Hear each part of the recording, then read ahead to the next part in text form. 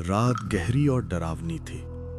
आसमान में काले बादल थे, बीच बीच में बिजली कौन जाती थी और दूर कहीं बादलों की कड़कड़ाहट सुनाई देती थी। सड़क कच्ची, टेढ़ी मेढ़ी और घने पेड़ों से ढकी थी।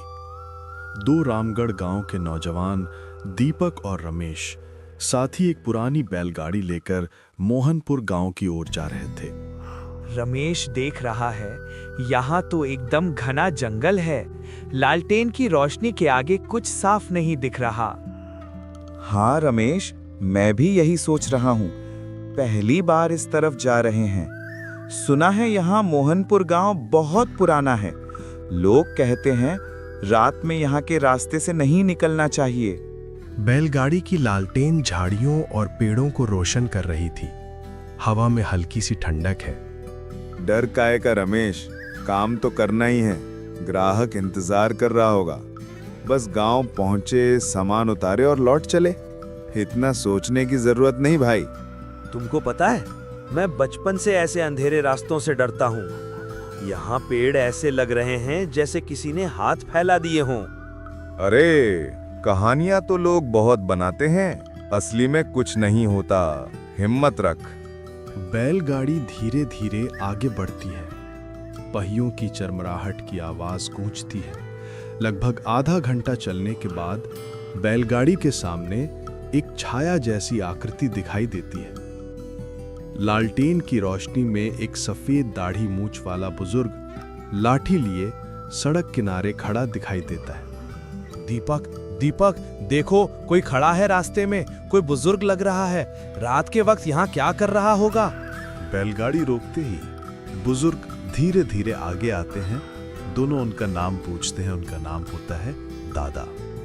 वो पूछते हैं कि बेटा, मोहनपुर जा रहे हो?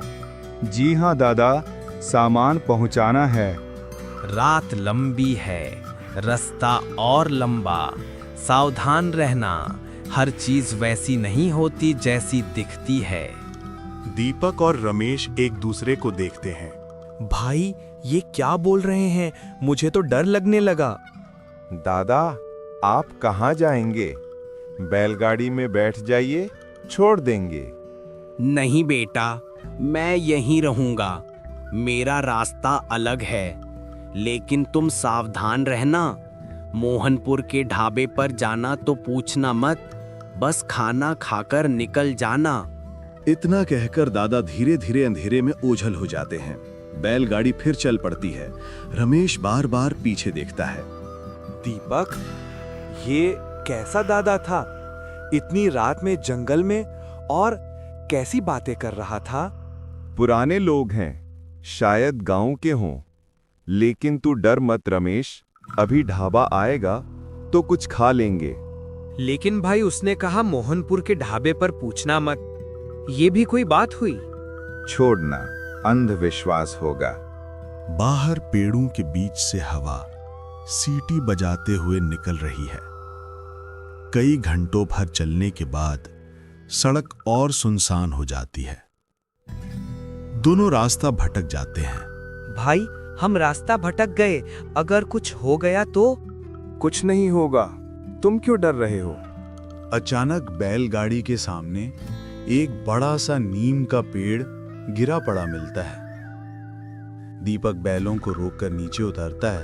अरे बाप रे, पेड़ गिरा पड़ा है रास्ते में। अब क्या करेंगे? तू घबरा मत यार, मैं साइड से ले लूंगा। दीपक बैलगाड़ी को साइड से निकाल देता है। हवा ठंडी और अजीब सी गंध वाली है। चारों ओर सन्नाटा। पेड़ से बचकर बैलगाड़ी थोड़ा आगे बढ़ती है तो दूर एक पुराना ढाबा दिखाई देता है। भाई, लगता है यही वो ढाबा है। चलो कुछ खा लेते हैं।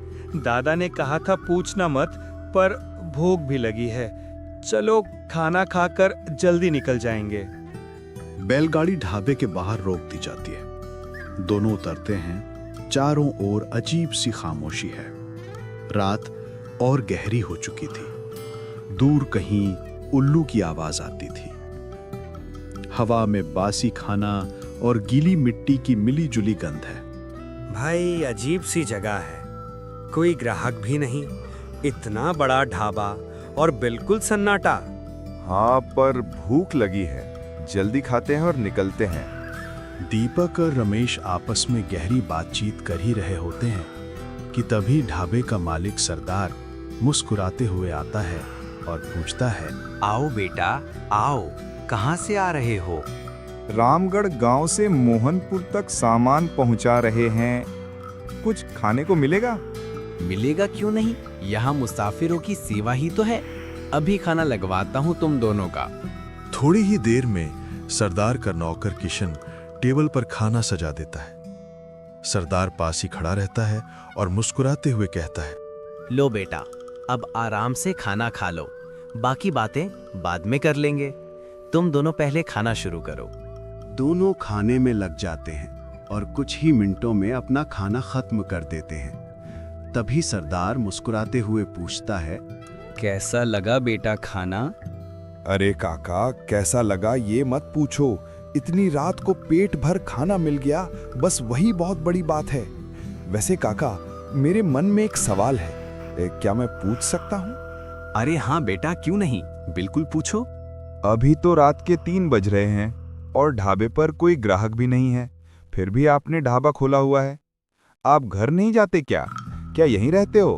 अरे बेटा, मेरे लिए तो यही ढाबा ही सब कुछ है। मैं और मेरा नौकर हम दोनों यहीं रहते हैं। सामान वगैरह चाहिए होता है तो गांव से लाकर रख लेते हैं। रही बात ग्राहक न होने की, तो हमें वैसे भी रात को नींद नहीं आती, इसलिए ढाबा खुला ही छोड़ देते हैं। कभी कभी तुम्हारे जैसे मुसाफिर रात को आ जाते हैं तो उन्हें खाना खिला देता हूँ।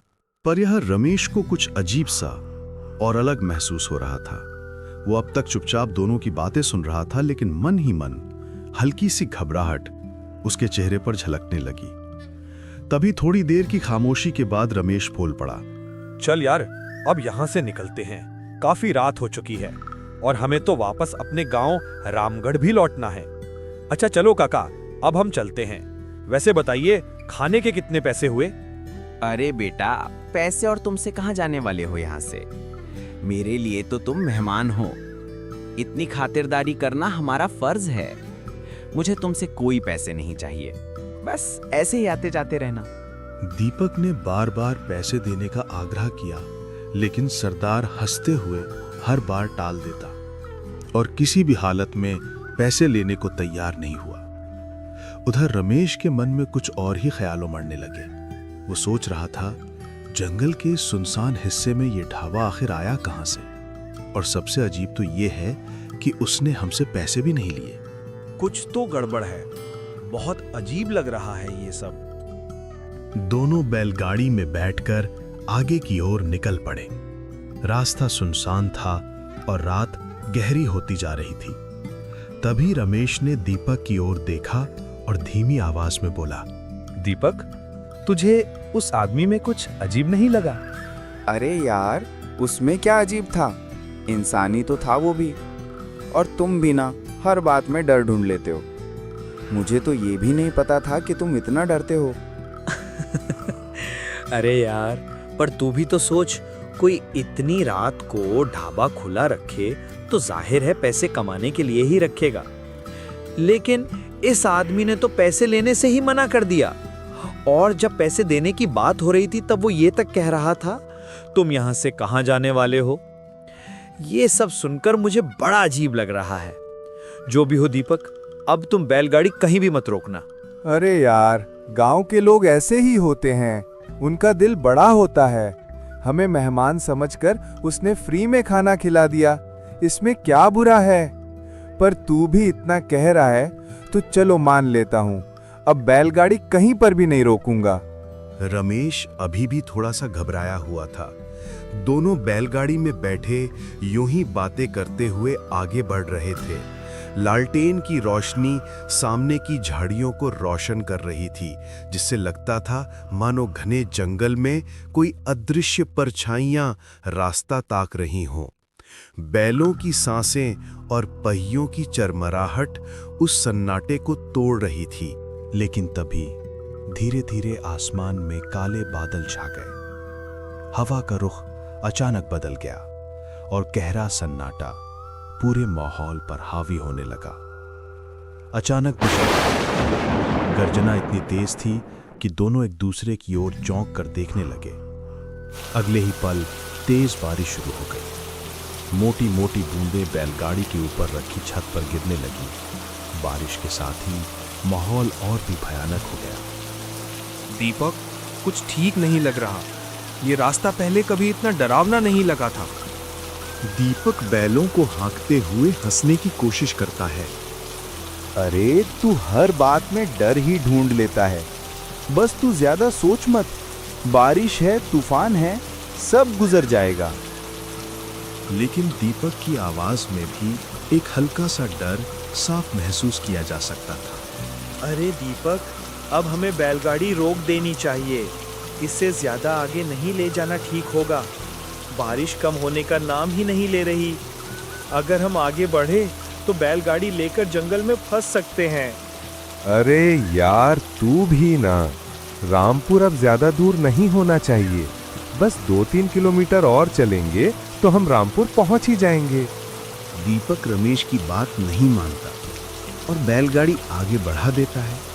लेकिन कुछ ही दूरी पर बैलगाड़ी रुक जाती है। बैल तो चालू थे और पहिए घूमने की आवाज भी आ रही थी, पर बैलगाड़ी आगे नहीं बढ़ पा रही थी क्योंकि वो गहरे कीचड़ में बुरी तरह फंस चुकी थी। रमेश और दीपक एक दूसरे को देखते हैं और कहते हैं, अरे भाई, ये बैलगाड़ी अब क्यों रुक गई?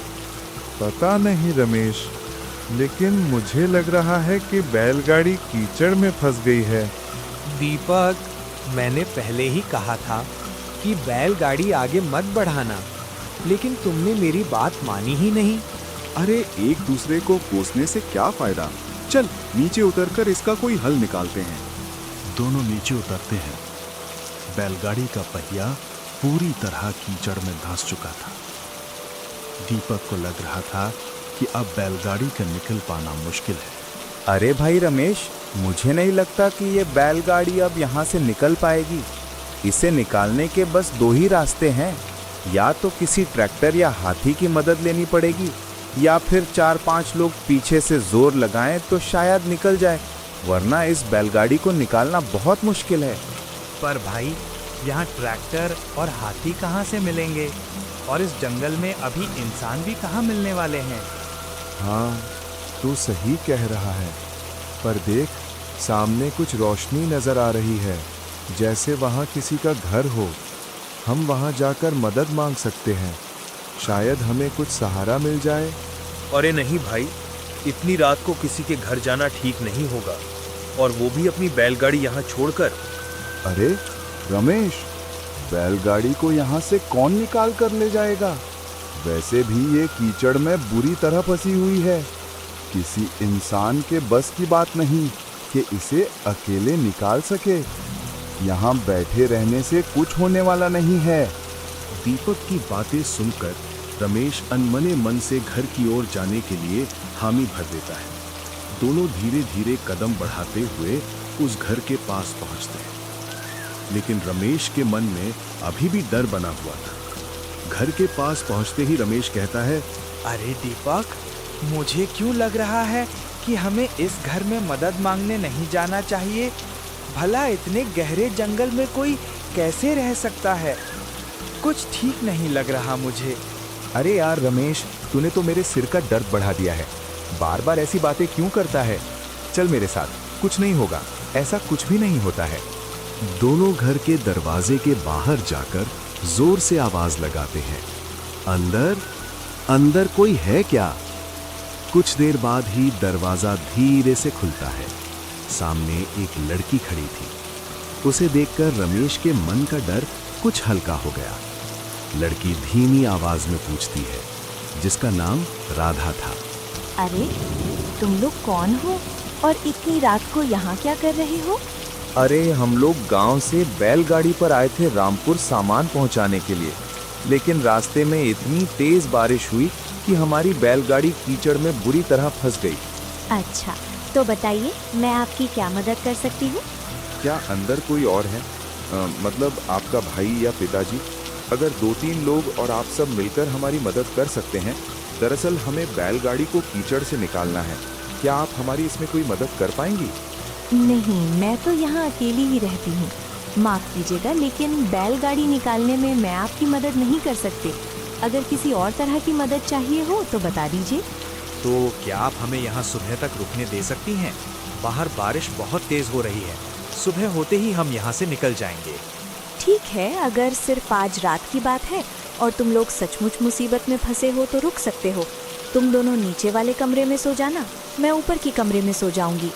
अरे बहन जी, आपका बहुत बहुत आभार। अरे इसमें आभार की क्या बात है? वैसे भी ये घर तुम जैसे लोगों के लिए ही तो बना रखा है।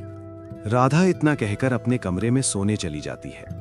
रमेश और दीपक नीचे वाले कमरे में आकर लेट जाते हैं। रमेश थका हुआ और डरा हुआ था, उसे तुरंत नींद आ जाती है। लेकिन दीपक अब तक जाग रहा था, उसके मन में कुछ और ही चल रहा था। इसी बीच बाहर की बारिश धीरे धीरे थमने लगी थी। चलो अच्छा हुआ ये डरपोक रमेश सो गया। अब बैलगाड़ी निकालने में मुझे आसानी होगी। ये साथ जाग रहा होता तो बार बार कुछ न कुछ देख लेने की बातें करता, कभी ये कभी वो। अब तो यहाँ सन्नाटा है और मैं अकेले ही गांव की ओर मदद मांगने जा सकता हूँ। वैसे भी बारिश थम चुकी है, मुझे बैलगाड़ी निकालने के लिए किसी की मदद ढूंढने निकलना चाहिए। दीपक चुपके से वहां से निकलकर गांव की ओर बढ़ने लगता है। अंधेरे में कुछ दूरी तय करने के बाद उसे सामने सफेद कपड़ों में एक बुजुर्ग नजर आता है। दीपक धीरे धीरे उसकी ओर बढ़ता है। बुजुर्ग व्यक्ति दीपक को अकेला देखकर ठहरता है और कहता है, अरे बेटा, इतनी गहरी रात को इस जंगल में क्या कर रहे हो? काका, मैं रामगढ़ गांव से आया हूँ बैलगाड़ी लेकर। रामपुर सामान पहुंचाना था, लेकिन बारिश की वजह से बैलगाड़ी कीचड़ में बुरी तरह फंस गई है। इसी वजह से मैं गांव की ओर मदद मांगने जा रहा हूँ। अच्छा, तो क्या तुम अकेले ही बैलगाड़ी लेकर आए हो? नहीं नहीं काका, मैं अकेला नहीं आया हूँ। मेरा दोस्त भी साथ था, लेकिन वो बहुत डर गया था, इसीलिए मैंने उसे जंगल के बीच एक घर में छोड़ दिया। वहाँ एक लड़की रहती है, फिलहाल वो वहीं ठहरा है और मैं अकेला गांव में मदद मांगने जा रहा हूँ। अरे बेटा, ये कैसी बात कर रहे हो? जंगल के बीच कोई घर हो ही नहीं सकता। मैंने तो आज तक इस जंगल में कभी कोई घर नहीं देखा। अरे काका, घर तो है, मैं अभी अभी अपने दोस्त को वहीं छोड़कर आ रहा हूँ। मुझे लगता है बेटा, तुम इस जंगल के छलावे में फंस गए हो। छलावा मतलब वही जो चीज असल में होती नहीं लेकिन दिखती है। इस जंगल की काली आत्माओं ने तुम्हें अपने वश में कर लिया है, यानी छलावे में तुम्हें वही दिखाई दे रहा है जो असल में है ही नहीं। अरे काका, अब मैं क्या करूं? इस छलावे से बाहर कैसे निकलूं? मेरा दोस्त घर में फंसा हुआ है और मेरी बैलगाड़ी कीचड़ में अटकी हुई है। कृपया कोई रास्ता बताइए जिससे मैं खुद को, अपने दोस्त और बैलगाड़ी सबको सुरक्षित बाहर निकाल सकूं। इससे बाहर निकलने का बस एक ही रास्ता है। कोई कितना भी प्यार से मीठी बातों में तुमसे कुछ भी कहे, पर ध्यान रखना, उनकी एक भी बात मत सुनना। अगर तुमने सुन ली तो इस छलावे से कभी बाहर नहीं निकल पाओगे और यहीं फंस जाओगे। सबसे पहले तुम आगे खेतों की ओर निकलो। वहां कई किसान अपने खेतों की रखवाली कर रहे होंगे। तुम उनसे मदद मांगना, वो जरूर तुम्हारी सहायता करेंगे। उनके साथ मिलकर पहले बैलगाड़ी को बाहर निकालना, उसके बाद अपने दोस्त को ले आना। लेकिन याद रखना, किसी की बातों पर ध्यान मत देना, सिर्फ बाहर निकलने पर ही ध्यान लगाना। दीपक को अब यकीन हो गया था कि उसके साथ कुछ न कुछ गड़बड़ जरूर हो रही है। वो उस जगह से आगे बढ़ गया। पीछे छूटा बुजुर्ग धीरे धीरे अंधेरे में गायब हो गया। दीपक चलते चलते रास्ता तय करता रहा और कुछ ही देर में उसके सामने खेत नजर आने लगे। एक पेड़ के नीचे 2-3 किसान बैठे हुए दिखे। दीपक उनके पास पहुंचा और कहा, भाइयों, मेरी मदद कर सकते हो क्या? हाँ, बिल्कुल बताइए, आपको कैसी मदद चाहिए और आप आधी रात को यहाँ इस तरह क्या कर रहे हैं? मैं रामगढ़ गांव से रामपुर सामान पहुंचाने आया था, लेकिन बारिश की वजह से मेरी बैलगाड़ी कीचड़ में बुरी तरह फंस गई है। उसे बाहर निकालने के लिए ही मुझे आपकी मदद चाहिए। अच्छा भाइयों, चलो इस परदेसी मेहमान की मदद करते हैं। किसान उसकी मदद करने के लिए राजी हो जाते हैं और उसके साथ चल पड़ते हैं। थोड़ी ही देर में सब बैलगाड़ी तक पहुंच जाते हैं। दीपक बैलगाड़ी में बैठ जाता है और किसान पीछे से जोर लगाते हैं। कुछ ही धक्कों के बाद बैलगाड़ी कीचड़ से बाहर निकल आती है। दीपक उनका तहे दिल से आभार मानता है। किसान मुस्कुराकर वापस अपने खेतों की ओर लौट जाते हैं। दीपक बैलगाड़ी लेकर उस घर की तरफ बढ़ता है जहां रमेश उसका इंतजार कर रहा होता है।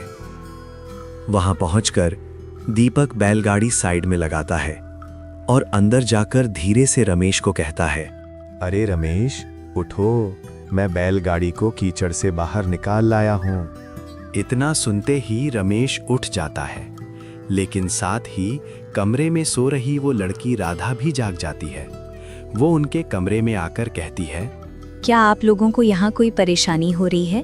क्यों अभी तक जाग रहे हो आप लोग? नहीं नहीं, हमें कोई परेशानी नहीं है। हम तो बस ऐसे ही आपस में बातचीत कर रहे थे। आप चिंता मत कीजिए और जाकर आराम से सो जाइए। राधा अपने कमरे में लौट जाती है। उसके जाते ही दीपक रमेश को साथ लेकर बाहर निकलता है और दोनों बैलगाड़ी में जाकर बैठ जाते हैं। तभी रमेश पूछता है, दीपक, ये सब क्या हो रहा है? तुमने मुझे बीच में उठाकर क्यों जगा दिया? और देखो, हमारी बैलगाड़ी के पीछे कुछ परछाइयां सी चल रही हैं। ये सब छलावा है, तू चुपचाप बैठ जा, मैं तुझे सब कुछ समझा दूंगा। काफी देर तक अजीब सी परछाइयां बैलगाड़ी का पीछा करती रहीं। लंबा सफर तय करने के बाद वे धीरे धीरे पीछे छूटने लगीं और अंततः गायब हो गईं। इस तरह दीपक और रमेश सुरक्षित रामपुर गांव पहुंच गए। सुबह होते होते वे अपना सामान लेकर गांव पहुंचे। उसके बाद उन्होंने वापसी की और फिर कभी उस रास्ते से नहीं गुजरे।